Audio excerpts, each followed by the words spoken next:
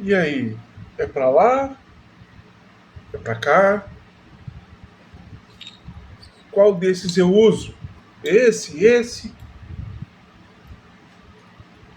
Seja muito bem-vindo ao nosso canal, Crescendo em Sabedoria e Graça. Nesse momento a gente quer conversar um pouco sobre vontade. Qual é a vontade de Deus para minha vida?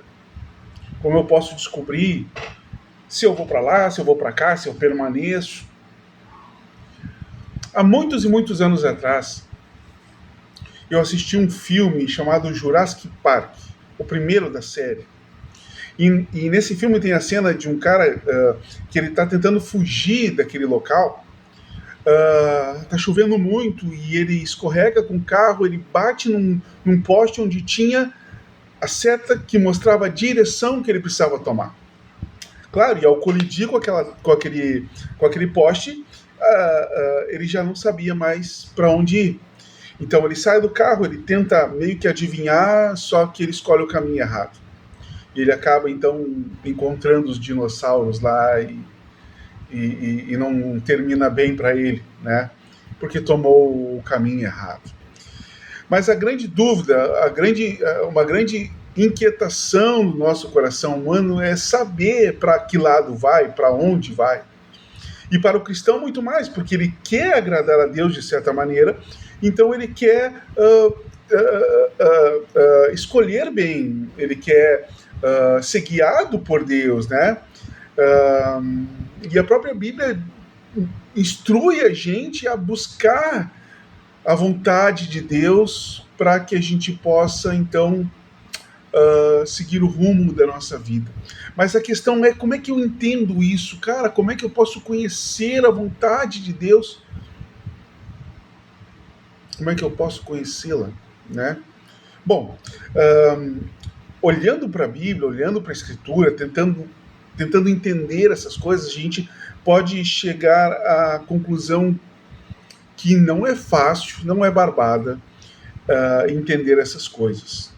Então eu quero convidar você com calma, com classe, organizando os nossos pensamentos, tentar entender um pouquinho dessa dinâmica que é a vontade de Deus. A gente pode sistematizar esse assunto em 4 partes, ok? Então vamos pegar a vontade de Deus, espalhar ela sobre uma mesa e dividi-la em 4 partes, para tentar entender. Por quê? Porque quando a gente pega um assunto complexo, grande, se a gente for por partes, a gente consegue entendê-lo melhor, a gente consegue entender melhor a situação, tá? Então vamos sistematizar a vontade de Deus.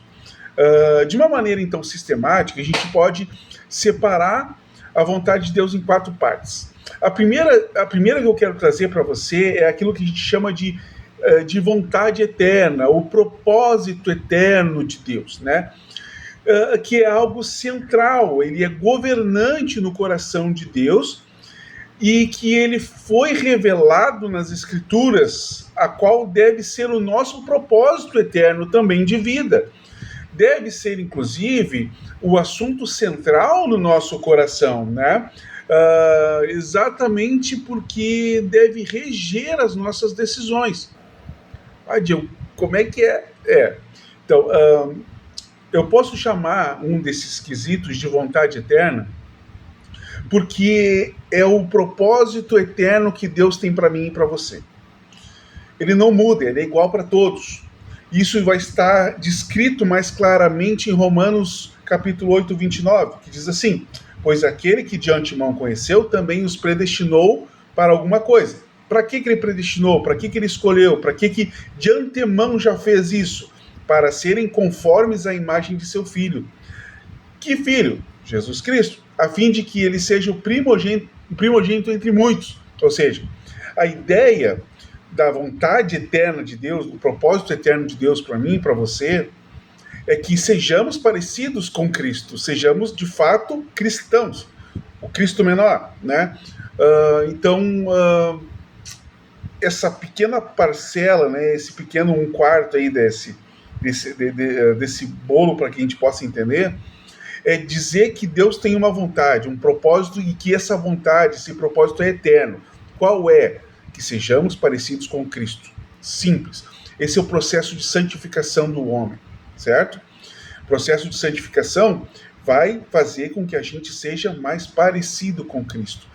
A gente vai se despir do velho homem, fazer mortificar a velha carne e nascer de novo. Ou seja, quando nós nascemos de novo, algo diferente está acontecendo em nós.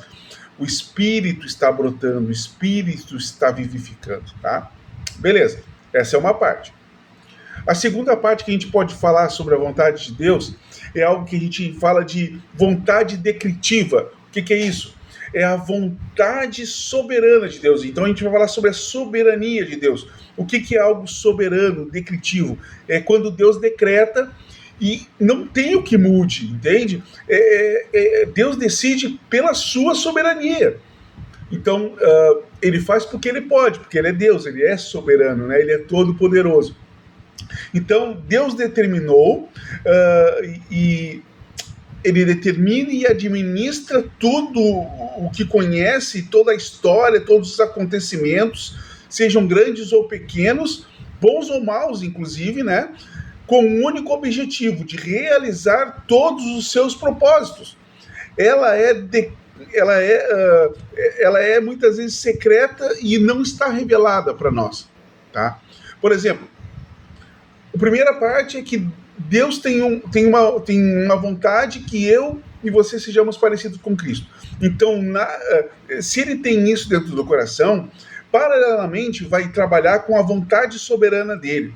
Ou seja, eu quero que o Diego seja parecido com Jesus. Então, eu vou determinar, ele no caso, né, vai administrar todos os acontecimentos da história, independente do tamanho, independente se é bom ou mal, para que o Diego para que o Espírito Santo possa moldar o Diego nesse objetivo, entende? Então, a vontade soberana de Deus vai fazer com que isso seja realidade. A vontade soberana de Deus vai fazer com que os seus planos se tornem reais, tá? A gente vai ver isso em algumas situações, por exemplo, Gálatas 4:4 vai dizer o seguinte: mas quando chegou a plenitude do tempo, Deus enviou seu filho, nascido de mulher, nascido debaixo da lei. O que isso está dizendo? Que não foi em qualquer tempo, não foi adiantado, não foi atrasado, foi no tempo certo. Então, toda a história humana caminhou para um ponto específico nessa história, para então Jesus ter vindo ao mundo, entende? Então, quando chegou essa plenitude, quando chegou o tempo certo, e Deus conduziu a humanidade para esse tempo, tá? Atos 1:7 vai dizer uma coisa impressionante, olha só. Ele lhes respondeu: não lhes compete saber os tempos ou as datas que o Pai estabeleceu pela sua própria autoridade. Ou seja, existem processos nessa vontade soberana, nessa vontade decretiva de Deus, que vão ser reveladas, outras não. Entende? Mas isso tudo vai ser para o propósito da sua vontade eterna. E uma das vontades eternas de Deus é que eu e você sejamos parecidos com Cristo, né? Deuteronômios 29:29 vai dizer o seguinte: as coisas encobertas permanecem ao Senhor, ao nosso Deus, mas as reveladas pertencem a nós e a nossos filhos para sempre, para que sigamos todas as palavras desta lei. Ou seja, existem coisas encobertas que permanecem e pertencem ao Senhor. Outras coisas foram reveladas que pertencem a nós. Percebe? Então, existe essa ideia de que Deus decreta as coisas pela sua soberania. E eu e você precisamos simplesmente aceitar a ideia de que Deus está no controle e de que os pensamentos dele a nosso respeito são pensamentos de paz e não de mal, né? Uma outra fatia desse bolo é aquilo que a gente chama de vontade moral. Tá? O que é a vontade moral? Né? Ela tem a ver com a preceptiva, né? Tem a ver com um paralelo entre a lei de Deus e o comportamento humano, né, da humanidade. Ou seja, então Deus espera, Deus deseja algo da humanidade, como o que ele espera, o que ele deseja. ele dá a sua lei e espera que a gente obedeça. Ele deixa a sua escritura e espera, deseja que o homem se torne como aquilo, né? Se molde, obedeça, se submeta àquilo que está escrito, né? Então essa vontade, ela é explícita na Bíblia. Grande exemplo, Mateus 6,33, né? Busque em primeiro lugar o reino de Deus e a sua justiça. Qual é a vontade de Deus aí? Que eu busque em primeiro lugar o reino dele, entende? Não outra coisa, que eu busque em primeiro lugar o reino de Deus. O que Deus, qual é uma vontade de Deus para minha vida? Bom, nesse processo de vontade moral, é que você busque o reino de Deus em primeiro lugar, né? Então, percebe que existe essa vontade, esse desejo de Deus.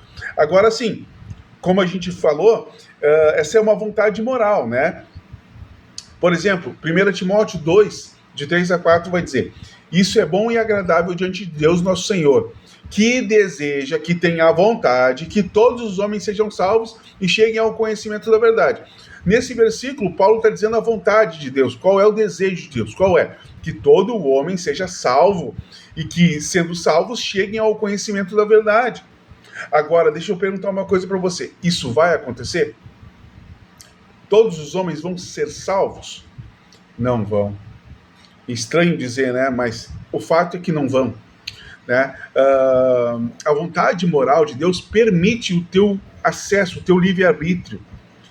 Nesse caso, ela está dizendo o seguinte, que a vontade dele é que você seja salvo, mas ele permite que você participe disso, entende?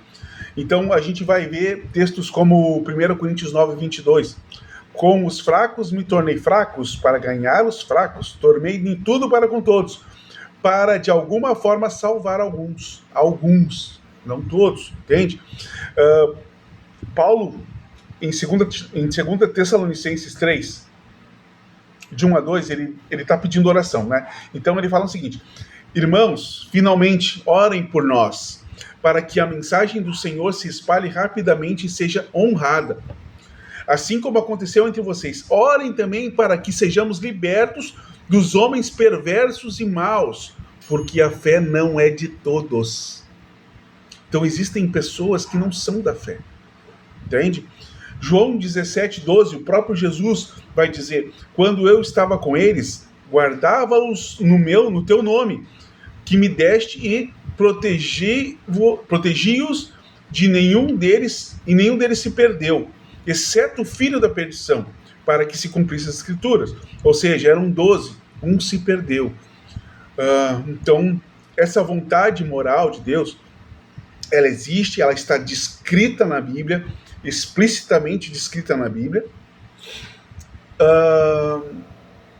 só que ela coloca você de uma forma onde você pode escolher participar, sim ou não, entende? É nessa ideia. E por quarto e último pedaço desse bolo, para a gente tentar entender a vontade de Deus, é a vontade de Deus que a gente chama de vontade do chamamento. O que isso significa, né? A vontade do chamamento é quando Deus chama para alguma função, para abençoar os membros do corpo de Cristo, né? Para servir uns aos outros. E isso está escrito em Efésios 4, de 11 a 14. E ele diz assim: e Deus, né, ele designou alguns para apóstolos, outros para profetas, evangelistas, pastores, mestres, com um propósito. Qual o propósito que ele separou essas pessoas, que ele escolheu pessoas para isso? Para o ensino da palavra. Por quê? A fim de preparar os santos para a obra do ministério. Ou seja, algumas pessoas me preparam, eu fico preparado e vou preparar outros, né? Para que o corpo de Cristo seja edificado, até que todos alcancem a unidade da fé e do conhecimento do Filho de Deus. Cheguemos então à maturidade, atingindo a medida da plenitude de Cristo. Ou seja, lembra do primeiro desejo? Lembra da primeira vontade de Deus? Que sejamos parecidos com Cristo? Percebe que tudo se encaixa? A gente simplesmente separou um pouco das coisas para que a gente possa entender um pouco dessa vontade de Deus. Então, quando a gente fala de vontade de Deus, para que a gente possa entender, a gente separa dessa maneira para que a gente entenda como é que funciona um pouco. A questão é o seguinte: Ah, a vontade de Deus para mim e para você é que de fato sejamos parecidos com Cristo. Não importa se for na empresa A, na empresa B, a vontade de Deus é que a gente sirva e abençoe o corpo de Cristo. É na igreja A, na igreja B, não sei. O importante é nos submetermos à palavra de Deus e saber que ela nunca vai mentir para você. O teu coração vai, mas ela, a palavra, a Bíblia, nunca vai mentir para você. Ela vai dizer para você a vontade dele. Deus te abençoe, fica na paz. Curta, compartilha esse vídeo. Deixa nos comentários se você gostou, por que não gostou, certo? Deus te abençoe, fica na paz. Até a próxima.